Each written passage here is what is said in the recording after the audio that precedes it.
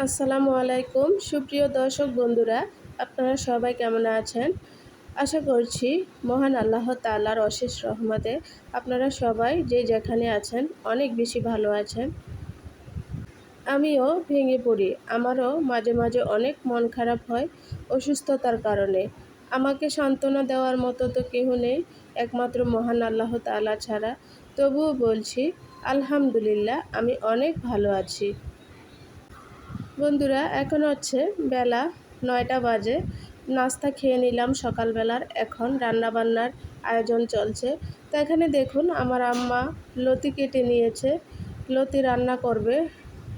আর হচ্ছে লতিটা হচ্ছে ছোট চিংড়ি দিয়ে রান্না করা হবে। আর এখানে হচ্ছে আলু পটল কেটে রেখেছে, আলু পটল দিয়ে তেলাপিয়া মাছের ঝোল রান্না করবে।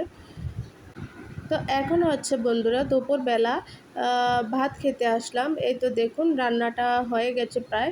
তেলাপিয়া মাছ আলু পটল একসাথে করে এই রান্নাটা করেছে। দেখতে মনে হচ্ছে খুব মজা হবে খেতে, অনেক সুন্দর এসেছে কালারটা। আমাদের বাসায় সবাই তেলাপিয়া মাছ এবং পাঙ্গাস মাছ পছন্দ করেন, কিন্তু আমার ছোট বোন আর ভাইটা তেলাপিয়া আর পাঙ্গাস মাছ বেশি একটা পছন্দ করেন না। সেজন্য আলাদা করে ওদের জন্য আবার তরকারি রান্না করা হয়েছে। এই তরকারিটা হচ্ছে আমি, আমার ছেলে, তারপর আমার বড় ভাই আমরা খাবো। আর পাঙ্গাস মাছের তরকারি রান্না করতেছে অলরেডি আমার আম্মা। এই তরকারিটা হচ্ছে খাবে আমার ছোট বোন আর হচ্ছে ছোট ভাই। আমিও খাই, আমার কাছে কোনো মাছে বাছ নেই, আমি সব মাছে খেতে পারি। তাই তো বন্ধুরা, এখন এই রান্নাটাও হয়ে গেল। তো এখন আমরা সবাই ভাত খেতে বসে যাব। দেখুন, তো বন্ধুরা মোটামুটি সব রান্নাই শেষ হয়ে গেল এখন। তো সবাই টেবিলে খেতে বসে যাব। তার আগে পাঙ্গাস মাছের তরকারিটা একটু আপনাদেরকে দেখিয়ে দিচ্ছি। দেখুন, এই তরকারির কালারটাও অনেক সুন্দর আসছে, অনেক আকর্ষণীয় লাগছে, খেতেও মনে হয় অনেক মজা হবে। আমার কোনো সমস্যা নাই, আমি পাঙ্গাস মাছ তেলাপিয়া মাছ সব মাছে আমি খাই। তো দোনোটা থেকে আজকে ট্রাই করব কেমন হয়েছে।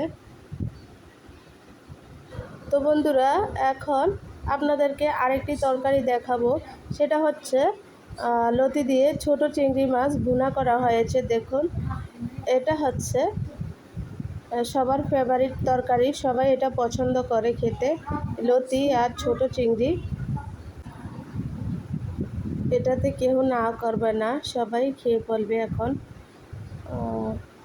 আর আমার আম্মার হাতের লতি চিংড়ি ভুনা খুবই মজা হয়,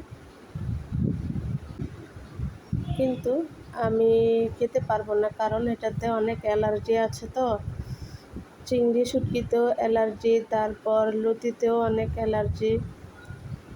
আমার আর খাওয়া হবে না, শুধু দেখে দেখে যাব, সবাই খাবে এই আর কি।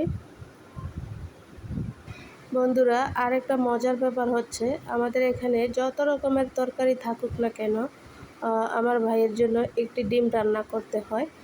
তার ডিম না হলে চলে না, ডিম সে অনেক পছন্দ করে। সেই জন্য একটি ডিম আর রান্না করে নিল ওর জন্য। দেখুন, মানে ডিমের ঝোল করেছে ওর জন্য। তো সবাই মিলেমিশে দুপুরের খাওয়া দাওয়া করে নিলাম। তো একটু রেস্ট নিলাম, খুব মজা করে আজকের খাবারগুলো খেলাম। তো বন্ধুরা, এখন হচ্ছে বিকেলবেলা একটু ছাদে আসলাম। তো আজকে একটু একটু বৃষ্টি পড়ছে, তো এখন আবার বৃষ্টি নেই। তো ছাদে আসলাম আর কি। তো দেখুন, লেবু গাছটা দেখাচ্ছি আপনাদেরকে। অনেক লেবু পেকে আছে, কিন্তু খাওয়ার মতো মানুষ নাই। মোটামুটি বেশ লেবু ধরেছে। আমার তো সমস্যা গ্যাস্ট্রিকের, এর জন্য আমি লেবু খেতে পারি না। না হয় এই লেবু এতক্ষণ আর গাছে থাকতো না, আমি শরবত বানিয়ে বানিয়ে খেয়ে ফেলতাম। তারপরও প্রত্যেক দিন 2-1টা করে লেবু নেওয়া হয়। তো অনেক লেবু, তো পেকে যাচ্ছে সবগুলো লেবু। একসাথে তো আর সব লেবু খাওয়া যায় না। তো গাছটারও যত্ন নিতে পারি না অসুস্থতার কারণে, ছাদেও আসা হয় না। প্রায় 1 মাস পরে আজকে ছাদে আসলাম। ইনশাআল্লাহ যদি মহান আল্লাহ তাআলা আমাকে সুস্থ করেন তখন গাছটাকে যত্ন করব। আসলে বন্ধুরা, যত্ন করলে রত্ন মিলে।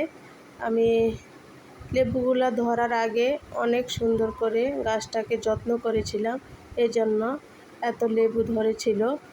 তার আগেও অনেক লেবু ধরেছিল। সবসময় গাছের যত্ন নিতাম, প্রায় 15 দিন পর পরে আমি গাছের যত্ন নিতাম সবসময়। তো আর এরকম করা হয় না। প্রথমে তো বললাম আমি 1 মাস ধরে ছাদে উঠতে পারি না, এই সমস্যা। আর বন্ধুরা, চারিদিকের ভিউটা একটু আপনাদেরকে দেখিয়ে দিচ্ছি আজকের পরিবেশটা। আর কেমন বাতাসও আছে চারিদিকে, খুবই ভালো লাগছে, একটু ঠান্ডা লাগছে। তো বন্ধুরা, যে যেখান থেকে আমার ভিডিওটি দেখে থাকবেন, প্লিজ আমার সম্পূর্ণ ভিডিওটি কন্টিনিউ করার চেষ্টা করবেন। তো এই পর্যন্ত আজকের মতো, সবাই ভালো থাকবেন, সুস্থ থাকবেন। আল্লাহ হাফেজ।